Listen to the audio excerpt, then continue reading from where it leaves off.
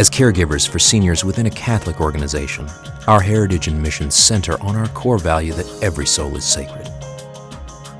Our communities are sanctuaries, a place our residents call home, where they feel safe, comfortable, and cared for.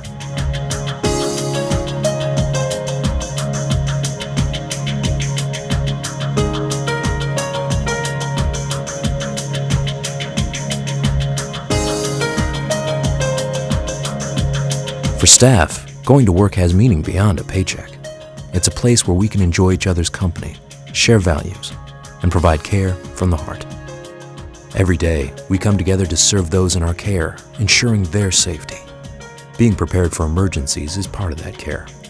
Many of these procedures are familiar and routine responses to these specific emergencies. For example, just about everyone knows that in case your clothing catches fire, you stop, drop, and roll. If there's a tornado in the area, you hear warnings over emergency broadcast systems and head for protective shelter. Many of us are trained in CPR in case someone is unresponsive. We hope that these situations don't happen, but we know how to respond if they ever do. Preparation and an educated response can save lives. Another emergency in which the right actions could save lives is if an active shooter or hostage taker is on the premises. Time after time, the news shows us incidents in which shooters surprised people, wounding and killing them as the shooters moved through buildings. The FBI says the U.S. averages one active shooter incident every 3 weeks.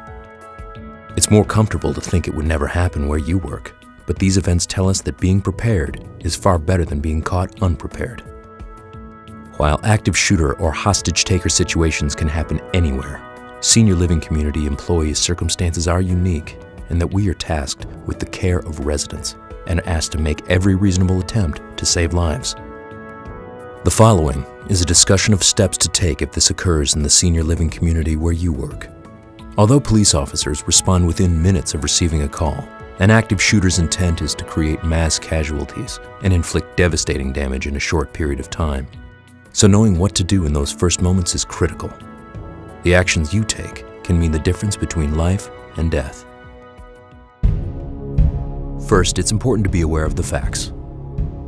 75% of active shooters bring multiple weapons. 80% of shooter incidents involve people with shotguns or large weapons.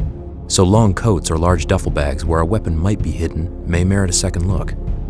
A shooter incident averages one victim every 8 seconds.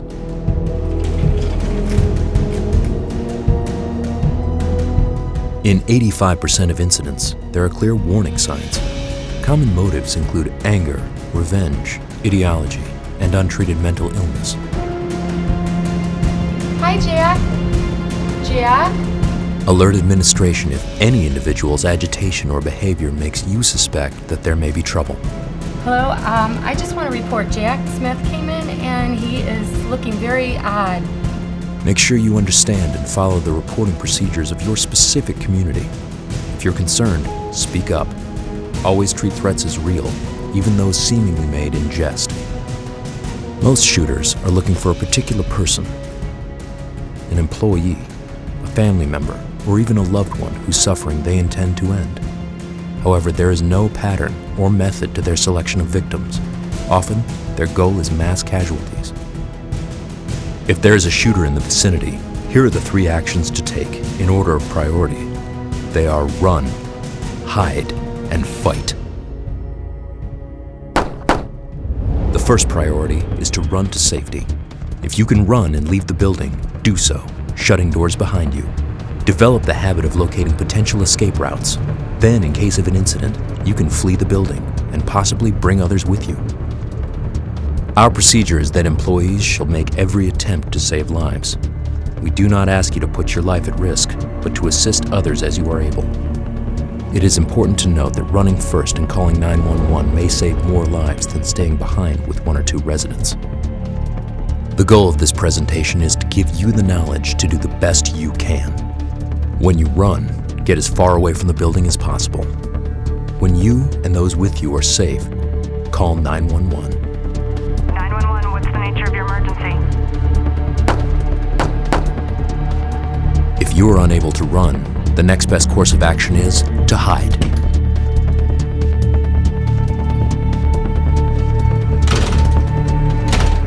Head for the closest shelter possible, shut the door, and turn off the lights. Going to get you in the room and out of sight. I'm going to hide with you. So I want you right in the corner, right back down there. Residents should lock or barricade themselves in their rooms if possible. Lock the door if you can.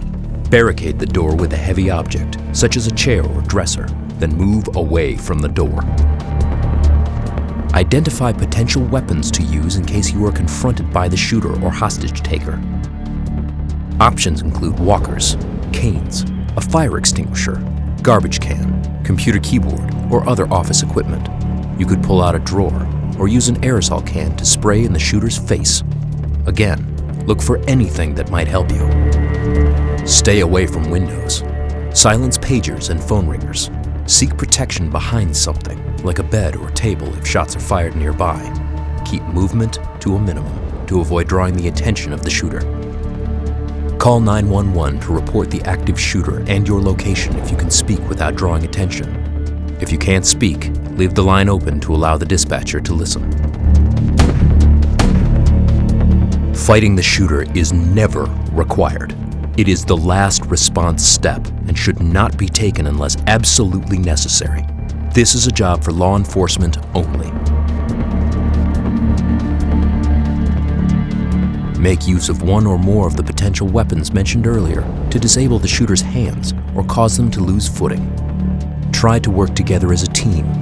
Approaching from two or more sides makes it easier for multiple people to overtake a shooter.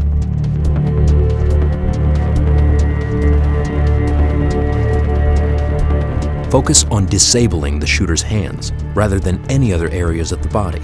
The hands are what control the gun. When police arrive, cooperate with them completely. Their first job is to apprehend the shooter. They also may not have all of the information and may not be sure if there are multiple shooters. Put your hands where they can see them and follow their instructions. Remember that the officer's #1 job is to find and neutralize the shooter. Tending to any injured people must come after. Once the law enforcement officers indicate that it is safe to come out, you can do so. Understand that this process could take a while. In some cases, a shooter could take hostages. If you are held hostage, try to remain calm. Don't speak to the hostage taker unless they speak to you. Do not attempt to escape or to save others. When police arrive, get down on the ground to avoid being hit by gunfire.